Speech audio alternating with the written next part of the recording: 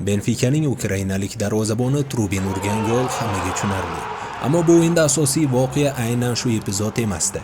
Bu gol shubhasiz shedevr sifatida futbol tarixida qoladi. Bunga bahs bo'lishi mumkin emas. Ammo tur 2 hisobdagi g'alabada hal qiluvchi rol katta qismda Mourinyoning qarorlari edi. So'nggi soniyalarda darvozabonga oldinga chiqish, hujumga qo'shilish va darvozani qoldirish bo'yicha berilgan ko'rsatma ham aynan murabbiy tashabbusi edi. Shunga qaramay oxirgi soniyalardagi gol bor e'tiborini darvozabonga qaratdi va shon-shuhrat ma'lum ma'noda murabbiydan futbolchiga o'tdi. Umuman olganda bu o'yinda individual ijrodan ko'ra jamoaviy tartib va taktika ustun keldi. Ayniqsa Arbelo'ni taktik jihatdan qilgan mayda xatolari Real Madrid uchun jiddiy muammolarni olib keldi. Barchaga assalomu alaykum. Tezkor xabar kanaliga xush kelibsiz. Arbelo Mourinyoga qarshi shogird va Special One to'qnashuvi.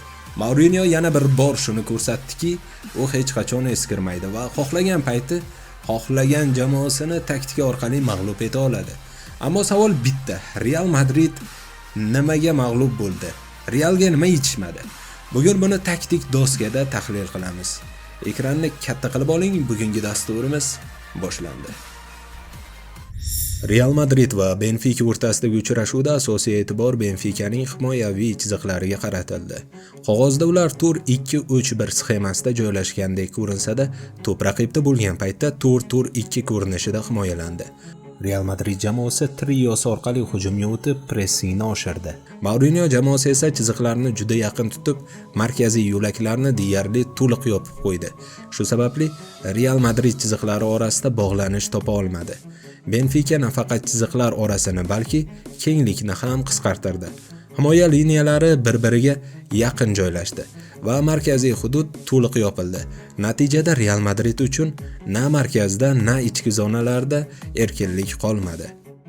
Ya'ni aniq aytadigan bo'lsak, Real Madrid bu o'yinda futbolchilar sabab emas, tizim sababli yutqazdi. Markaz deyarli butun bahs davomida yopiq bo'ldi. Chiziqlar orasida bog'lanish uzildi va Real Madrid hujumlarini asosan qanotlarga ko'chirishga majbur bo'ldi. Real Madrid yechim sifatida kenglikni asosan Mastontuna orqali olishga harakat qildi. Valverde esa ichkariga markazga yaqinlashdi. Bu Arbelo jamoasida oldin ishlagan mexanizm edi. Ammo markaz yopiqligi sababli Real Madrid sekin-asta asabiylasha boshladi. Mbappe to'p bilan kam uchrashdi va blokdan chiqib pastga tushib, u ham himoyaga yordam berishga majbur bo'ldi. Natijada Real Madridning deyarli barcha futbolchilari Benfica blokining orqasida qolib ketdi. Oldinda yurish uchun faqatgina 2 yo'l bor edi. Qanotlar Mastontuna va Vinicius orqali hujumlar qilindi.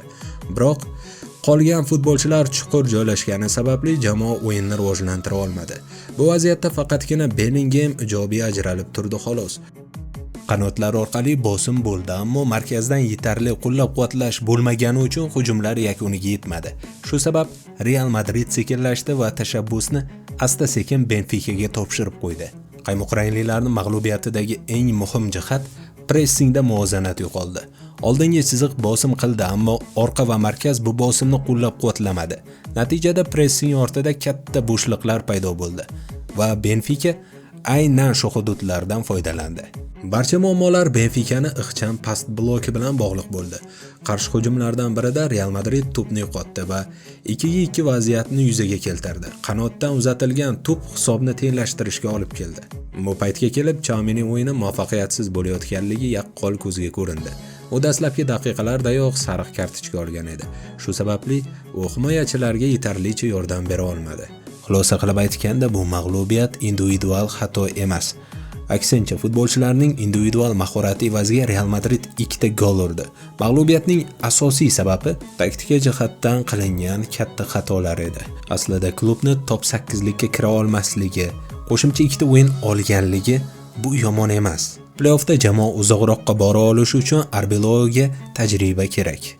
Ammo Real Madrid uchun eng xavotirli jihat Asensio va Rodrigoni chetlatilishi bo'ldi. Ayniqsa himoyadagi muammolar fonida Asensioning yo'qligi katta savol tug'diradi. Endi markaziy himoyada kim o'ynaydi? Bu muhim masala. Shaxsan men karyerasini ko'rishni istamasdim, chunki karyerasining o'zini pozitsiyasi bor, u o'zini pozitsiyasida juda ham a'lo darajada o'ynaydi. Aksincha, Chaminini markaziy himoyachi sifatida, Sebalosni esa tayanch yarim himoyachisi sifatida ko'rish mantiqan to'g'ridek. Umuman olganda Real Madridga haqiqiy tayanch yarim himoyachisi kerak. Ceballos unchalik kuchli futbolchi emas. Hozirgi tarkibda 3 ta variant bor: Tchouaméni, Camavinga va Ceballos. Play-offlarda aynan Ceballosni ko'rish vaqti kelgandek. Garchi meni o'zim bu futbolchini unchalik xush ko'rmasam ham. Eng muhimi, Arbeloa mag'lubiyatdan so'ng butun ishlagan sxemani o'zgartirib yubormasligi kerak. Kamchiliklarni tuzatish kerak. Ammo ishlaydigan tizimni buzish jamoa uchun salbiy oqibatlarga olib kelishi aniq. Jamoa umumiy jihatda yaxshi o'ynamoqda va eng muhimi, futbolchilarda ishonch yo'qolib qolmasa. Do'stlar, bugungi ma'lumotlarimiz shundan iborat edi. Video yoqqan bo'lsa, like tugmasini bosing. Bu bizni keyingi uchrashuvimizni ham yanada yaqin qiladi. Eng birinchi ma'lumotlar, eng tezkor xabarlar avvalo Telegram kanalimizga joylab boriladi. Shunday ekan, Telegramga o'tib obuna bo'lib qo'yishingizni tavsiya qilaman. Birinchi transfer ma'lumotlarini Telegramga joylab boramiz. Shunday ekan, Telegramga ham o'tib obuna bo'ling do'stlar. Bu kanalga ham obuna bo'lish esdan chiqmasa. Kelgusi dasturda yaxshi kayfiyatda ko'rishguncha xayr. Salomat bo'ling.